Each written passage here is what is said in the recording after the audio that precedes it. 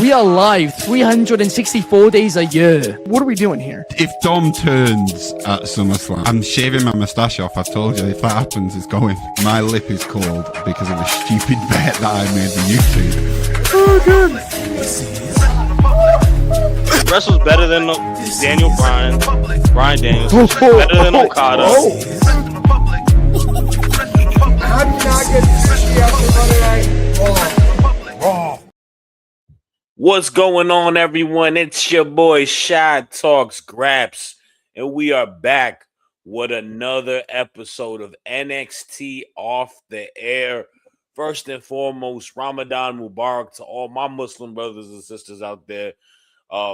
We in for a nice, good month, man. I'm excited for that, and I'm excited to talk about today's episode because, man, it was one of them ones. We had a title match.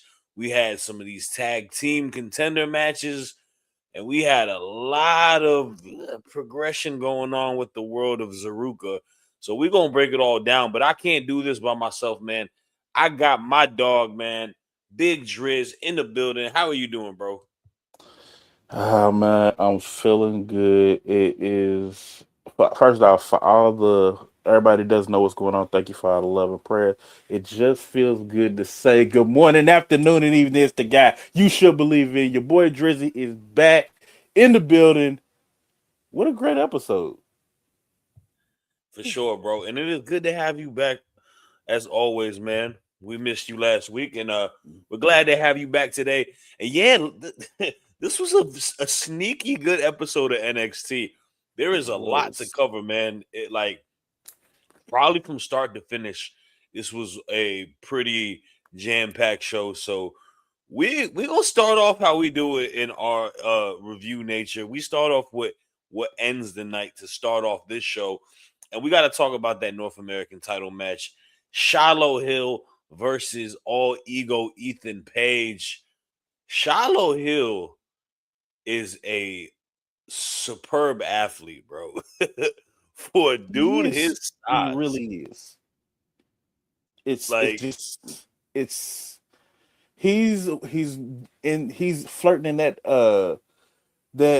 I don't think he's as big as Keith Lee and the Dijak, but to be as tall as he is and as big as he is, to do the things that he does is just astronomically amazing. He's I would say he's like, I agree. I don't think he's to that level because he's not as seasoned as a wrestler, but I think he is off of a pure athlete, and like you mentioned, as a stature of his size, he's cut from that cloth. And honestly, I was more amazed by it because I don't feel like I've seen that part of his game, unraveled as an in-ring competitor just yet. And I think he got to show it off a little bit today. But yeah, he wrestled Ego, and it made him look strong in defeat because he couldn't, he lost that match because there needed to be a lot of assistance. Obviously, the Vanity Project came in and helped out Ethan Page to, play the numbers game. Post-match, we got Miles Bourne. Miles Bourne and Shiloh Hill had a little bit of a backstage encounter, a little bit of a way of words. And I was going into it thinking maybe Miles Bourne is going to align with Ethan Page. Maybe he's going to help him and turn on Shiloh Hill, but that's not the case. He kind of comes into Shiloh Hill's defense post-match, and him and Ethan Page got a bit of a match set for next week, and we were joking around. You said he's channeling Randy Orton, but he's channeling a little bit. He started going Randy Orton, and then as everything went on, and when he went more Randy Orton, and then we got to the chair, we got Randy Orton 2009 at that point. Yeah. It's like, oh, he's reading the book word for word, bar for bar. So yeah, but man, I want to ask you first off though, what are your thoughts in regards to this North American title picture with Ethan Page? Do you think that this is something where it's getting potentially a little bit stale?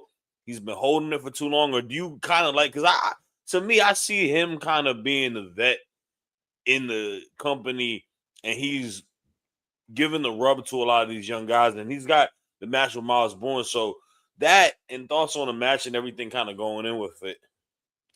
I don't think it's stale. He's actually been the anchor of that division and of of the men's division in general. He's probably probably the biggest heel in NXT at the moment, and we need big heels. Like Shiloh Hill probably is the perfect storm for Ethan Page right now. He can lose the belt now. He can lose the North American title, and we can go ahead and transfer him into the back into the world title scene because we still do need a little bit of more help for that one. But Ethan has proven his worth 10 times over now. So, with guys like Shiloh Hill, Miles Bourne, we're going to throw Tavion Heights, Elio LaFleur, Eli Knight. Like, we've built this division up now. So, those guys can start rotating into the North American scene, and everything that Ethan Page built can now be used to build those guys. We're slowly building that men's division back up that we has been severely drained since the days of Ilya and Carmelo, like and Fraction, like that. We're building it back up, and thank God that we are because it's been a little bit of hell these last couple of years. But Shiloh Hill, Ethan Pay, Shiloh Hill, Miles Bourne, Tavion Height, the division is in good hands. And I agree with you 100%. I feel like we're in a bit of a resurgence era right Mm-hmm. now. Like to that point where like the men's division, they took a big swing. You know, they brought in a lot of guys from Evolve and tried to see who can get in where they fit in, right? And you Yeah. mentioned a lot of incredible people, man, like Ilio LaFleur and Knight. They had a phenomenal match tonight, Mm-hmm. and they're gonna be part of a like DCX Warlord said in a triple threat, right? For the speed title next week against Jasper Troy, who's also another guy who's been brought up. And then you Mm-hmm. got Keanu Carver, Sean Legacy. So it's cool to see. I feel like they've just out of nowhere created a deeper division. And Mm-hmm. I say this, I think you can't look at the success stories without like attributing to people wanting to step up. Because in my mind, if I'm one of these gentlemen on NXT and I'm seeing Trick Williams get reaction without being in the arena on Raw last Mm-hmm. night, if I'm seeing Javon Evans in the main event getting a win in a match with the best in-ring competitor in the WWE, the guy who Mm-hmm. made John Cena tap out like Too Short's favorite word, and the biggest heel and popular character, the IC champ Dominic Mysterio, and then Obafemi just being that guy who people are just waiting for to be in the main event scene, who's just looking like a beast. Braun Breaker, like all these guys, you gotta feel like, yo, I need to rise to the occasion because I want to get to where they're gonna get. And I think Shiloh Hill's got the potential to be that, bro. He does, but one thing we have to get rid of, like, all right, I understand he has so many glimpses, and I'm just looking at like the period of time when the Vanity Project start doing their Undisputed Era impression and start getting tossed around like they always did back in the day. He had to take his teeth out. Yeah. Is there something else we can do? We don't have to sit there and put emphasis on the fact that he's taking teeth out, which I the guy don't think it doesn't work for me. Like it was funny the first couple of times. It was funny when they fell out on Ariana, but now we're in matches, main event matches where we're supposed to be like taking him more serious. Now, I will say the scene of him standing behind Easton and doing his pose, missing the teeth, absolutely golden. But the camera showing him taking the teeth out kind of takes me out a little bit. But these are all little minor things that can be changed. It's kind of the same thing we said about Tatum a little bit ago, like years ago.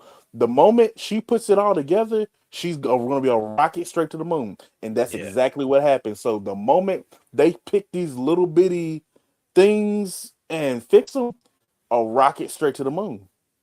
And it's ironic because I kind of see him in that same realm as her, like a Mhm. character. Like I agree, they spam the like stuff like that all the time. That's like a WWE thing. They do with Jey Uso, right? They do with the Devil's Kiss. Like if something gets a reaction, they're like, "Oh, we gotta keep doing that." Click, click, click, click, do that, right? But to him, I feel like he's got more. Like there's more layers to his character because like like I gotta go to back to the backstage segment between him and Miles because you saw him like a switch click and he's like, "What's up?" Like I will beat your ass backstage if you think you're gonna mess something up for me.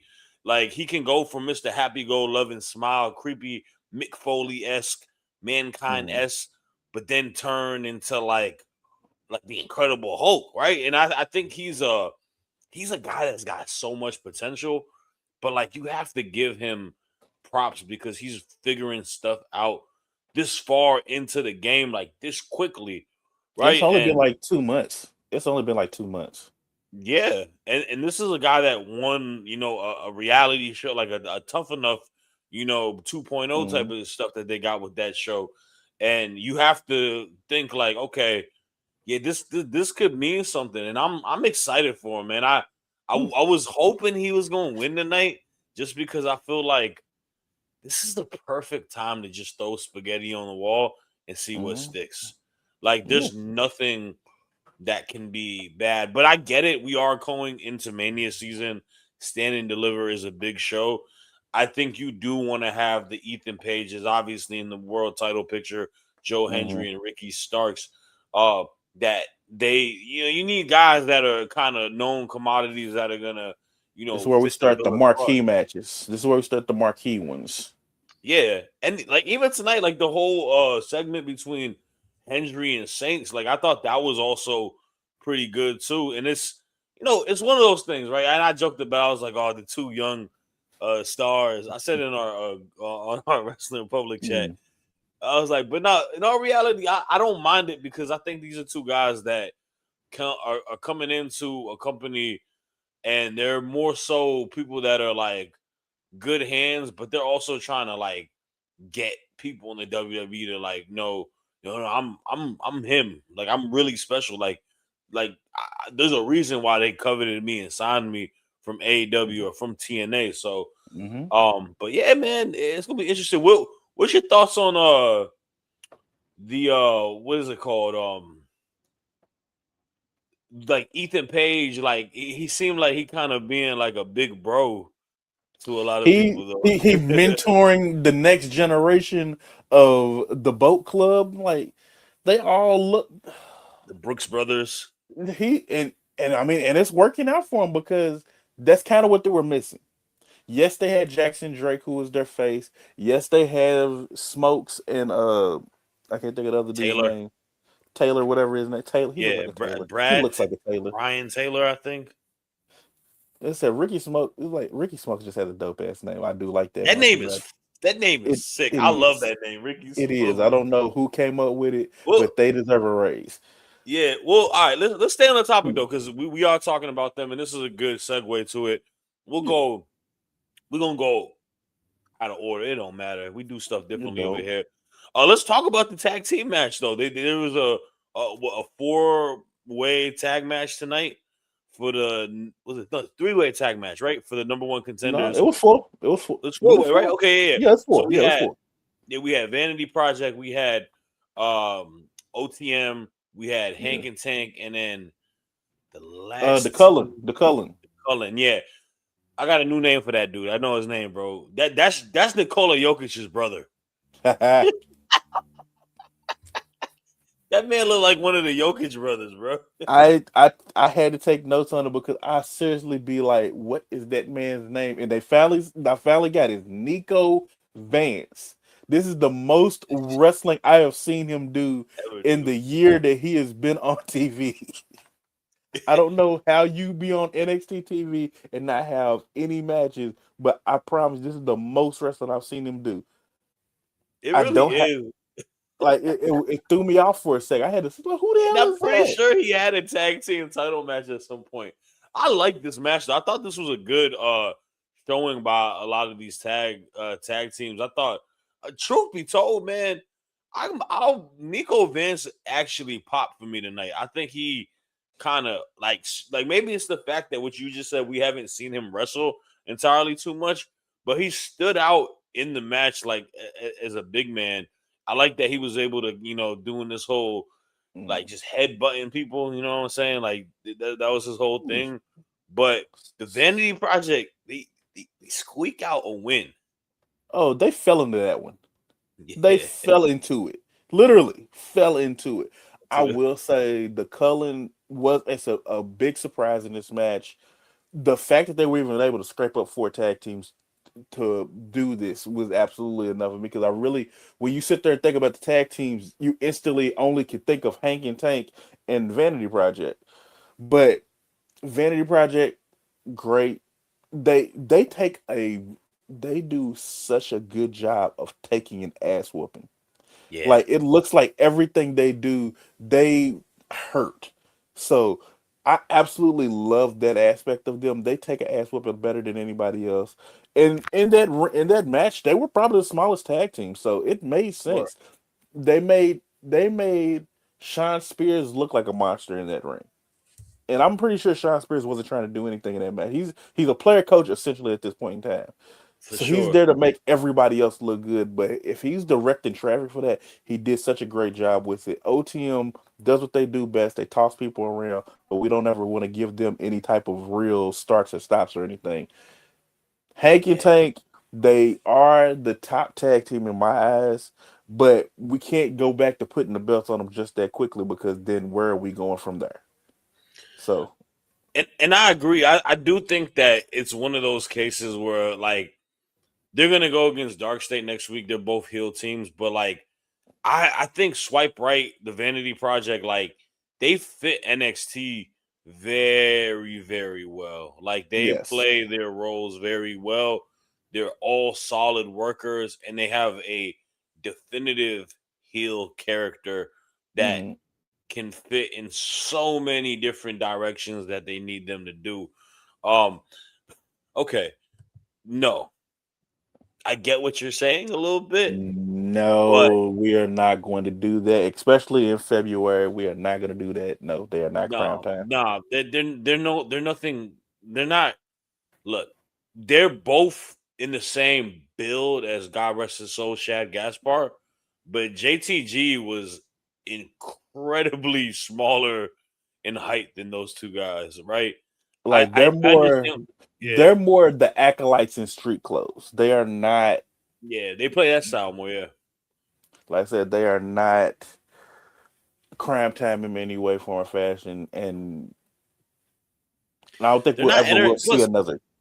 We're not going to No, see another crime time. Absolutely Prime not. Time was entertaining. Also, like that's the thing. There was an avenue of like that comedic relief that they were able to do and like playing the character work. But Mhm. besides that, like those guys are great workers. Like the fact Yes. that like that's a disservice. Man, I remember I was Shad, what those two are 14, 15. OVW Hall of Famers. Mm-hmm. Like, they both came. The Crime Time was built in OVW. JTG was the neighborhoody, and Shad was the Beast. Like, those Yeah.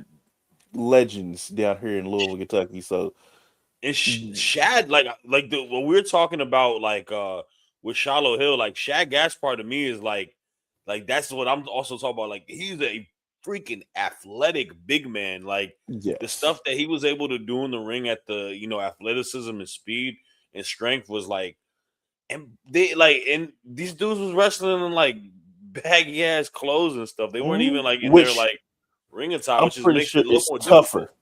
I'm pretty sure Yeah, it's tougher. It's way it is. tougher. Yeah, wrestling in Tim's and like yeah, man, like oh man, but to OTM's to them though, I think they're starting to gel a little bit better as a in-ring team though, and I'll give them that. I feel there's just I don't know what it is. There's something that's just missing like and it's a pretty like sizable thing that they need added to their uh like just toolbox. I don't know. The division is built pretty well. Mm, The issue, my biggest issue is I feel like we don't know what we want to do with Dark State. they started making him start face status, and then Tony D comes back and we're like, oh, we got to push him back into the heel territory so Tony can get his get back. Like, what are we like? We're doing a little bit too much. It has been like this since they came out. Like, they've Yeah. been jokes. They've been like, there's been too much of everything. We don't know what we're doing with them. And for looks like for a little bit they have somewhere, they had somewhere for them to go, but now it's like 2 steps forward, 3 steps back now. Yeah, I would argue that there's probably a team in this match that has more of a shelf life than Dark State. Like, I think the Vanity Project probably have more of a shelf life than the Dark State, because I just don't, like you mentioned, they've maybe the task is just taller than they maybe they gave him.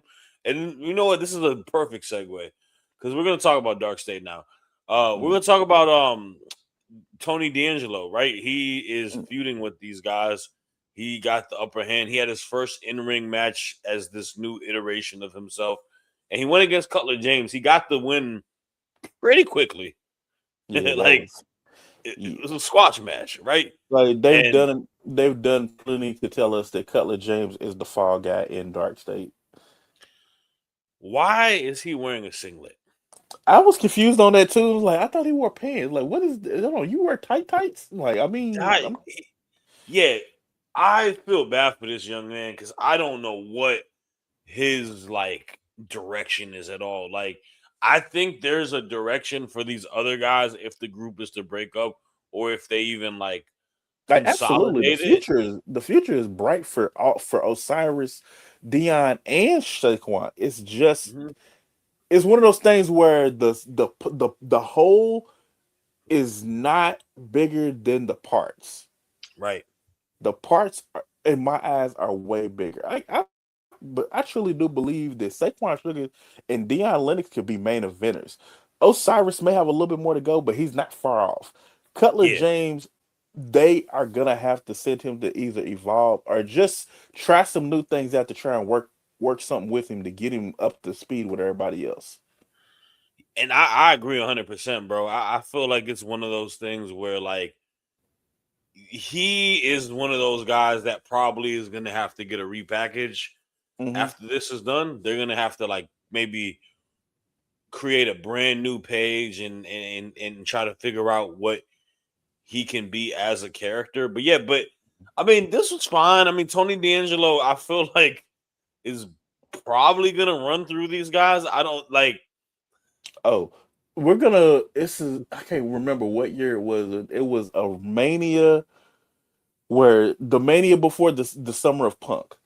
They're going to get where Randy Orton ran through the new Nexus. That's what you're about to get right now. You're gonna get Tony D'Angelo running through all the members of Dark State until he gets to Dion Lennox at most likely Stand and Deliver. And deliver. And Which then that's gonna be a I'll big be match. cool. I'll be cool with that match. I feel like those two can have a pretty good matchup against each other, but it does feel like Dark State is being thrown to Tony D'Angelo to kind of boost up his stock and get him kind of back at the top of the division. So it was fine. It was fine. There's not much else to it. I guess we're gonna continue to see what goes on with it, and see what happens. We got okay. They're saying that OTM is the filthy animals. Just because I look, man, I know what y'all are saying is because they dress up like they're in 1999 in the early Like, yeah, 2000s. they dress up like it's a Dipset video. Like, I get it. We get it. We're there. But they're not like that. Like, the filthy animals are so more charismatic. Like, and and they were all of that too. small. The filthy They were animals small. were small. Yeah, Like, the tallest guy was Billy Kidman. Like, exactly. And that dude's a cruiserweight, so like he'd be on 205. Anyways, but yeah, man, it's gosh, y'all two are funny, man. I keep the comments coming, man. I like it. It's funny.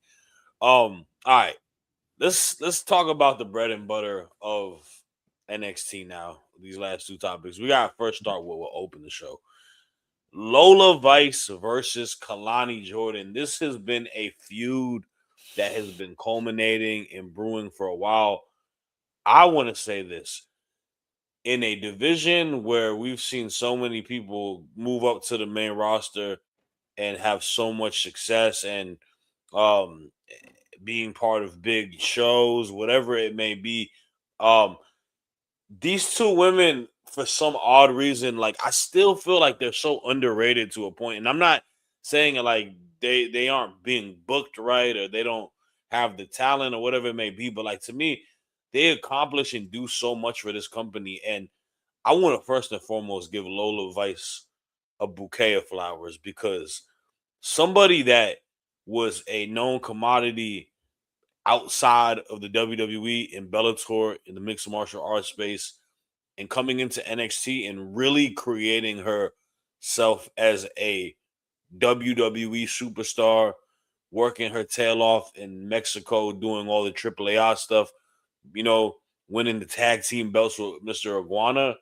She is treading in a direction, Drizzy, where you have to say, is she going to be the best success story that is a MMA fighter to a WWE superstar? Now I know there's Brock Lesnar. I'm not saying she's going to be bigger or better than Brock, I don't but count like Brock just because Brock started off in wrestling first before he went to MMA. So that's true. That is true. But you got Shayna Baszler, you got Ronda Rousey. To me, I think Lola Vice is going to have a better career potentially than both of them if she keeps going at the avenue and route that she's in, because the difference between her and those two is that that's what she's done in her past life, but that's not what is her. And that's the yeah, thing I love, bro. Like that's the thing that bothered me so she's much with she's definitely she's the anomaly of that type of woman. Because most of the time, the women that come out of the MMA that go into wrestling, they still have that hardened, like Shayna Baszler. You're dark, you're edgy, you want to just mad all the time. Even Rhonda, she still wasn't girly girl enough. Lola Vice is pretty, it's like, yeah, I'm pretty to look at, but I hit hard too. And like it's completely that is not what you see out of most MMA women fighters. And well, most MMA women fighters in WWE because they try to make that their character. They don't make that Lola's character. And I think that's why she goes a little bit farther. And then yeah, also throw in the fact that she connects to a whole nother Latin audience that yes. like say what y'all want to say about Mexican wrestling. No, it's not the WWE or nothing, but Mexican wrestling's history is absolutely historic. Like Yeah. you even heard Balor talking about it Monday. So you have to acknowledge that she taps into an audience and she taps into a place. If you respect wrestling, you're going to love her just because she is so different and still at the exact same time has so much respect for what my best what we do. Like we really wrestle. Like What the she industry for this. does. Yes. And that's the other thing too. Like, she's not even like from a wrestling background, right? Like, she's the first Cuban WWE superstar or like women's superstar. Maybe don't quote me, but like they love her out there in Mexico. Like you mentioned, like Mhm. AAA is really really big on her as well. And man, it's gonna be good. And then this is also true. Yeah, Shayna did do some independent stuff for a little bit. That's true, but she was I think a big name, Shayna's like not big name, but she was yeah. known in the UFC. Yeah, so like I think the issue with Shayna was just time wasn't on her side, but I never really realized because she looks absolutely young, Yeah, like she'll never age. But I didn't realize she was in her 40s by the time she got to WWE. Like, wow, that's crazy. and I love Shayna Baszler. I think Black and Gold Mhm. Shayna Baszler is one of my favorite. Like when we were having that conversation with Davis, salute to Davis. He Mhm. was saying JC Jane is the best NXT. I'm like, yo, you like pump the brakes, Shayna, Oscar, like, but Shayna for sure definitely does that. Now on the other side, we got Kalani Jordan, right? And this is someone that you, myself, and Clark praise 9 times out of 10. I don't think I ever say anything bad about her, because if you say something bad about her, it's just messed up. But she is so freaking good at wrestling. Like, she is such an incredible in-ring competitor. And I really like this opening match tonight. Kalani tapping out, making Lola Vice tap out tonight is unheard of. Absolutely unheard of. This match could have ended a million different ways with a Kalani Jordan win, but her making Lola Vice tap has to add an extra just crawl in Lola's her jaw. Like, oh my god, that just happened, and it adds another layer to this feud that's been going on for some months now. This might be the longest standing women's feud right now, and it's fine. They find ways to elevate it using the same thing. Like, they got the same base. They make it a good soup. They got the same base and everything. You still got your stuff in her, but it's adding a little bit of extra stuff to make it just taste a little bit better. And Kalani is absolutely. I've never seen anybody, I think, that just clicks with so many people and is having incredible matches every single time. Like, she had great matches with Sol Ruka. I'm yet to see a bad match with her and Lola. She was having great matches in TNA. Like, Kalani is her. She is her. And I'm gonna be so happy when she gets that big AEW Women's Championship to the NXT Women's Championship at some point, because I think that is something that would mean a lot to her legacy. Because, even mentioning it right here, man, Manzano saying, I believe that Kalani Jordan has improved since she's debuted on NXT. She's become more technical in her wrestling. She's definitely become a just like she's got it all when it comes to being a in-ring competitor, right? They had the little match with her and Sol Ruka where they did the whole Ricochet and Ospreay callbacks and all of that. But now you're seeing she was able to work the ground and make someone who, has mixed martial arts experience tap out. And to me, it's gonna be. I think Kalani could benefit. Being a lot of people say she should get called up because you saw her in the Rumble and all that.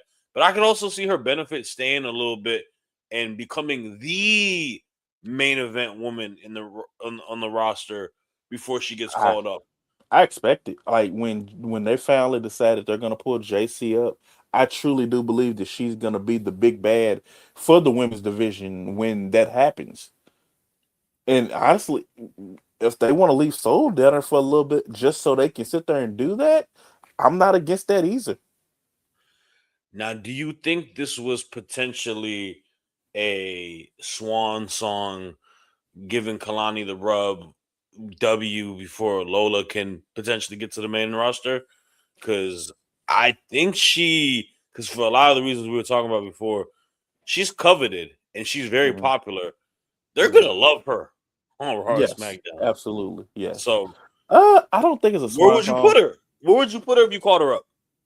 I don't think she's caught. I'm hoping she's not being caught up just yet, because it seemed like they, other than Dominic Mysterio and the Los Grandes, they don't really do too much main roster superstars since they're always traveling. I don't think they're ready to let Lola come up just yet, just because she seems to be so important to the AAA brand. So I think she may do an excursion in AAA for a little bit before they actually put her on the main roster, and then it'll be kind of okay, we can bring her once a month or something like that. I am begging for them to create definitive mid-card divisions on Raw and SmackDown. If I have to see AJ Lee continue this tomfoolery, bro, I'm going to rip whatever last hair My only issue with that feud is the fact that the Intercontinental title was in it. Please give that belt back to Maxine and let her and Natty have a feud over it. Please let Ivy now, like these other women that we be looking for, like, damn, where's Ivy? Where's Maxine? Like, Maxine had a whole ass feud. Lyra is like, hell, Bailey. Give Bailey something. Yeah, I'm tired of seeing her take pins. I agree, man. And Anthony Lozano, we're not ignoring Zarya because we're gonna talk about that right now. Like, come on now, read the script. Yeah.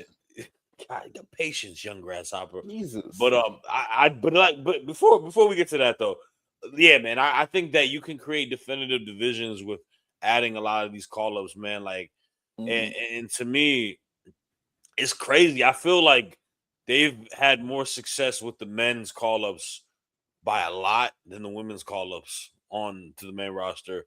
I think Trick, Javon, Oba, Braun Breaker have been booked far better and looked presented way better than Julia, Stephanie Vaquer, Roxanne Perez. And I thought it would maybe be vice versa because these women were so popular on NXT, but main roster is a different game. It's because once you go to the main roster, you're there. Where NXT, you got like a bit of a time period. They're not always gonna be there. Yeah. Where in main roster, that's it. Where else you gonna go after that? There's nowhere else to go, so it gets a little bloated. Yeah. But this is why I swear, and so many people push back on me, but I truly believe that the main roster needs an all women show. That way they can sit there and let those give women them actual time to tell stories. Yeah. Like, yes, like I know everybody complains about Jade not defending the belt. You can sit there and give her time to do that stuff on this main women's show. The U.S. women's title, I forgot it was a thing for a little bit. Yeah. There you go. Like, I mean, Julia don't defend it either. I mean, that's the sad reality. Julia's had, and y'all know I love Julia, by the way. She's one of my favorite wrestlers in the world. But like, she don't defend her U.S. title, but she's going for number one contenderships for the Elimination Chamber to get the main title, or she's trying to fight for the tag. She's been in this whole tag feud for the tag belts against Rhea and Io. So I mean, yeah, I don't think you're wrong at all. I mean, the closest thing to an all women's show we have is literally Tuesday nights, like that. Where at least the time slots are allocated to that far more for the women. For majority of last year, I really do believe that there were more women's matches than men's. Oh yeah, and they told all types of stories. No doubt, I definitely agree with you on that. But let's stick with the women. Let's take them home real quick because we got to talk about probably the best or maybe the most important storyline in NXT right now, and it's everything that deals with our favorite, hodgepodge couple, Zaruka. The frenemies, and Zarya was very upset with Soul earlier tonight, saying that I want nothing to like be tied to you. You're pretty much dead to me. You took my title opportunity.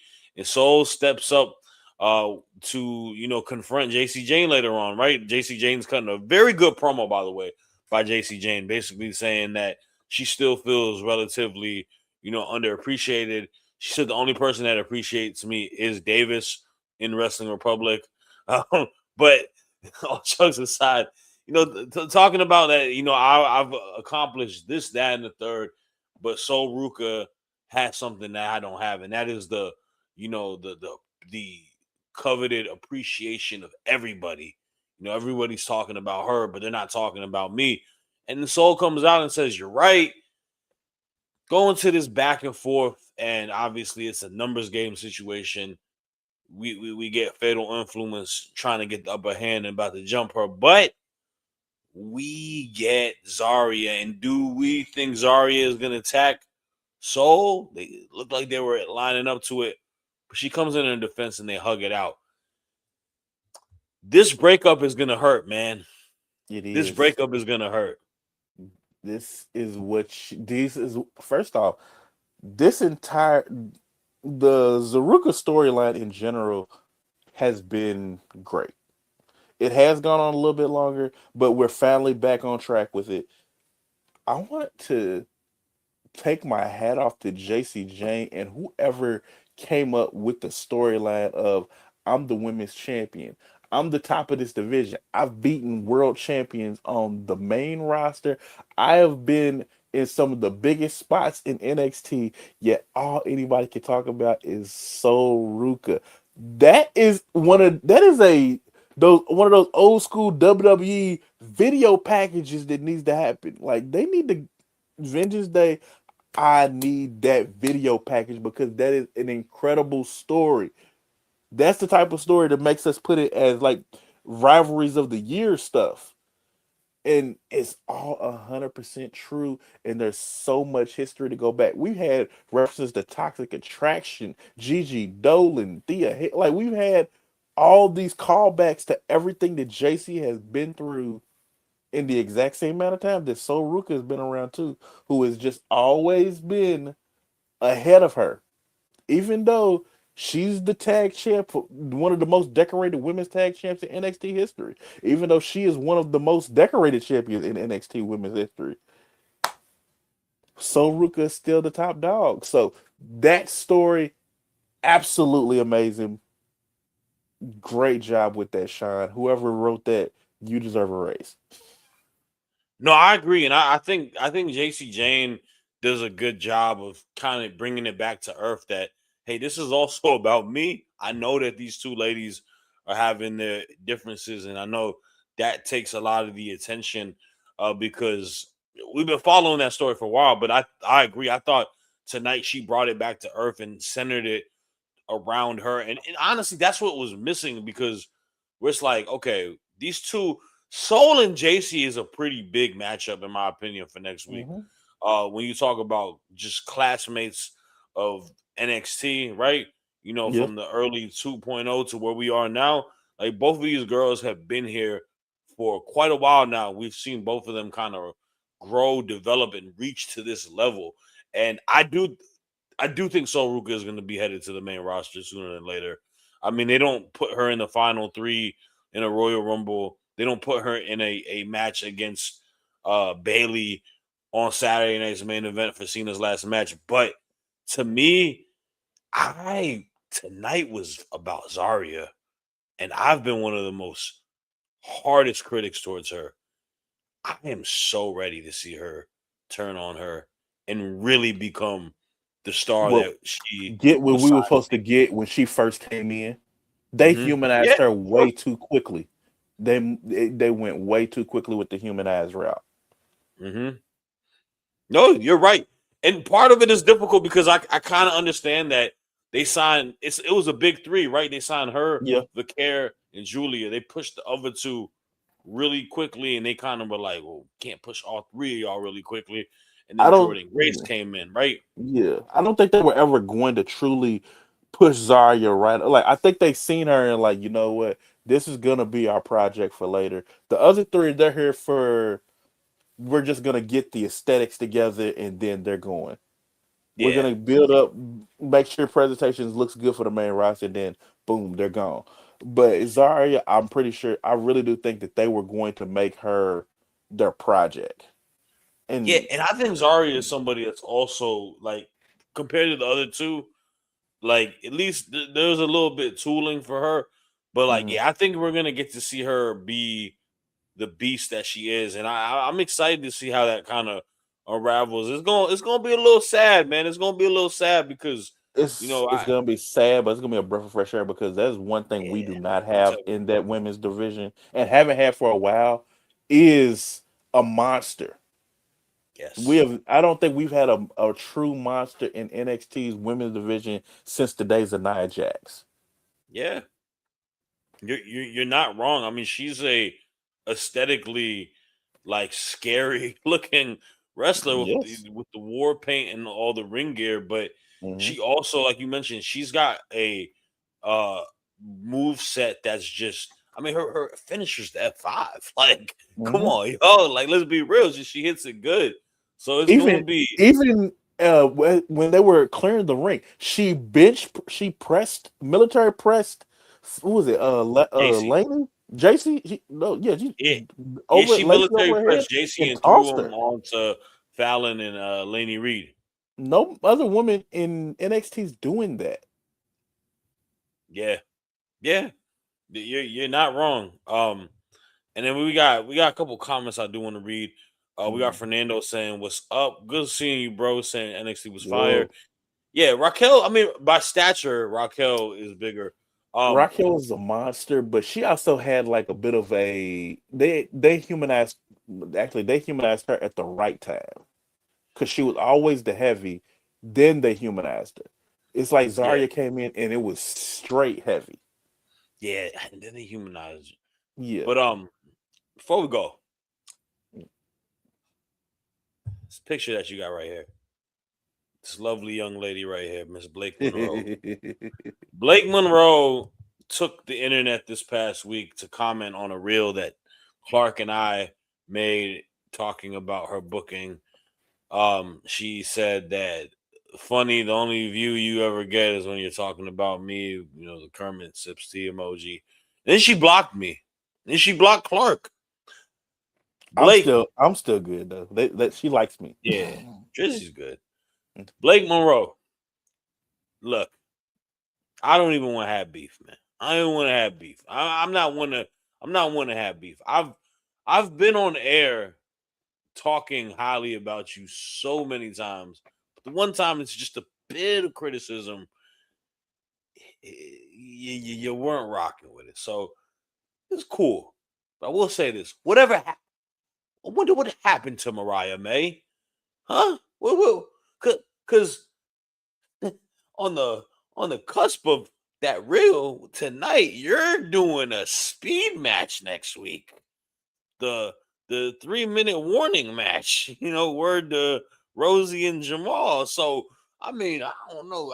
I guess the grass may be a little greener where you can get the Need for Speed title, but I digress. But salute to you. I hope this isn't me hating, man.